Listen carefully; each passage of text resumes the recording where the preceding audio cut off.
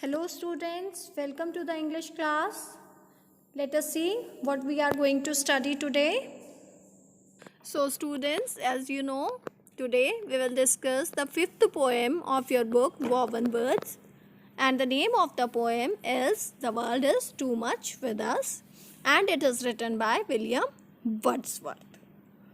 So here the poet wants to put a stress upon that we all should look towards nature also, and we should not run towards the materialistic things only, because nature too is quite important for all of us, and we can't survive if the nature won't be there.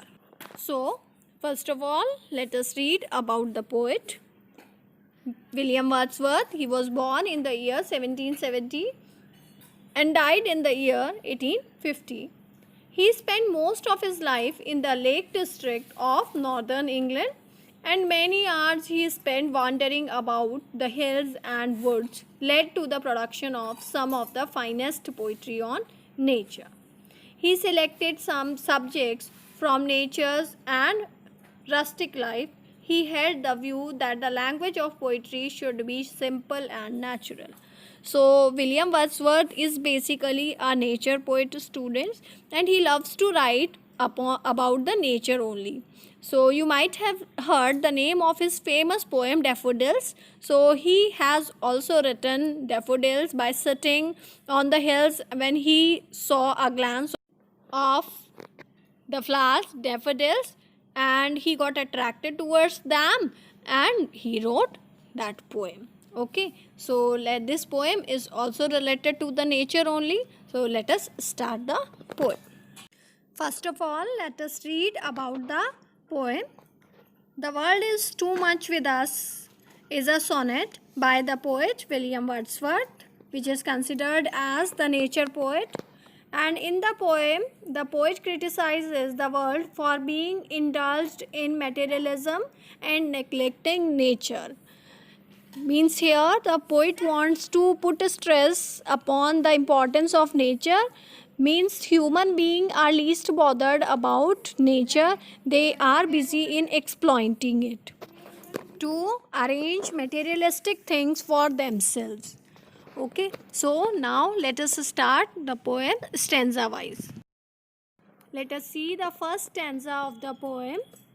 The world is too much with us, late or soon, getting and spending. We lay waste our powers. Little we see in nature that is ours. We have given our hearts away, a sordid boon.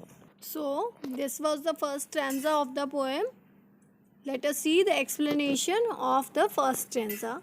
According to the poet, the world is full of materialistic things and comfort, and people run behind that. In his opinion, we only think about materialistic things, and this is the problem of our past, and it will remain till future also. We want to collect happiness through materialistic things, and it separates us from nature, that we don't even think about that. We have gifted our heart only one thing, that is materialistic things. Means here poet wants to tell that the human beings are running behind arranging materialistic things, and they find happiness in them only. They don't know the pleasure of remaining in the lap of nature and the benefits of being with nature. So they are least bothered about that, and poet insists us that we should look towards the nature also, that so that we can remain happy, and that happiness will be everlasting. Now let us see the second stanza of the poem.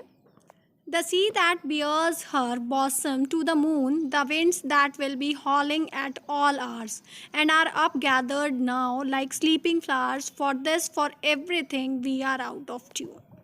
So here the poet wants to put a stress upon the things that we all are very much away from the nature, and we all are running behind the materialistic things. Let us see the explanation of second stanza. Inside the wants of materiality, we do not feel the beauty of the sea and the speed of the wind. Sea opens his chest in front of the sky and the air making a type of sound and flows. And the clouds and like the sleeping flowers having the wings to fly in the sky because of materialistic bonds of all our wants of interest and hunger unfinished we cannot feel them. Means here the poet has beautifies the things such as sea, sky, flowers, but here we can't observe that beauty because we all are running towards the materialistic things. Okay, so now let us see the third stanza, which is the last stanza of the poem. It moves us not, great God, I would rather be pagan suckled in a creed outworn. So might I, standing on this pleasant lea, have glimpses that would make me less forlorn.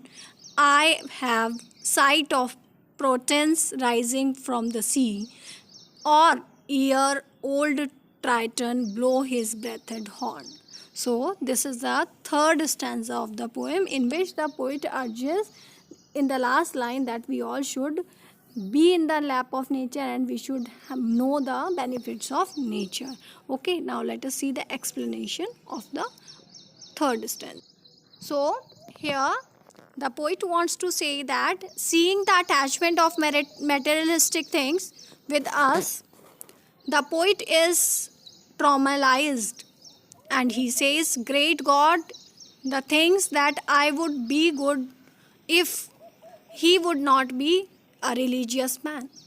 Means poet can also run behind the materialistic thing if he want to be the religious man. Because of he being the religious man, he feels nature, and if he would not be a religious man, he could not feel nature because he would also be running behind the materialistic things only.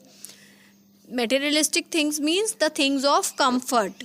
Okay, he is standing in the middle of green ground and is seeing gods coming on the corner of the sea, and by seeing these things he tries to remove his loneliness and sadness. He picks up Proteus from the sea and tries to see Triton in his imagination.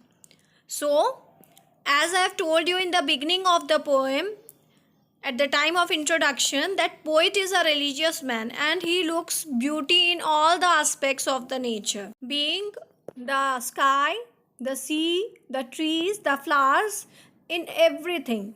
So here the poet is saying that if he himself want to be a religious man, or he will be the ordinary man like others, so he too will be running behind the materialistic things. Materialistic things, I have described you that all the things which provides us comfort, money, such as money, and other comfortable things which we can buy from that money. So here I just want to make it clarify that poet is a religious man and he is looking beauty in all the things of the nature. So he is imagining that he can see the god of sea, and what the god is doing, the god is playing the musical instruments, and he is arising from the sea, that the poet is noticing. Okay, so this is all the poem, and here the poet wants to tell us that each and every person can see the magic of nature, see the beauty of nature, they can feel it if they look towards that and stop running behind the materialistic things. So this is all the poem, students. So here we all have got the message that nature is quite far more important for everyone's life, so we should take care of it. So students, this is all the poem, The World is Too Much With Us by William Wordsworth, and how beautifully he has explained the nature and how beautiful he has told the importance of it. Thank you.